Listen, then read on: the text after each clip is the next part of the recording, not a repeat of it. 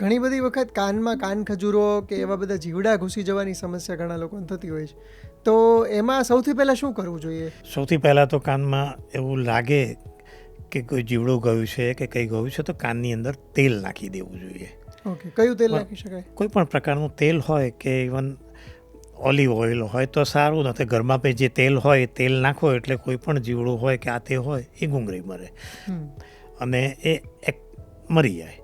તો કાનને ફર્ધર કે કાનના પડદાને કે એવું કંઈ નુકસાન ના કરે અને પછી તરત ડૉક્ટરની પાસે જઈને કાનના ગળાના ડૉક્ટરની સલાહ લેવી જોઈએ. ઘણા લોકો લસણનું તેલ કકડાવીને ગરમ કરીને નાખતા હોય છે, એ સારી પ્રેક્ટિસ છે કે ખરાબ વસ્તુ છે? બને ત્યાં સુધી કોઈપણ જાતનું જરૂર વગર કોઈપણ પ્રકારની વસ્તુ કાનમાં નાખવી ના જોઈએ.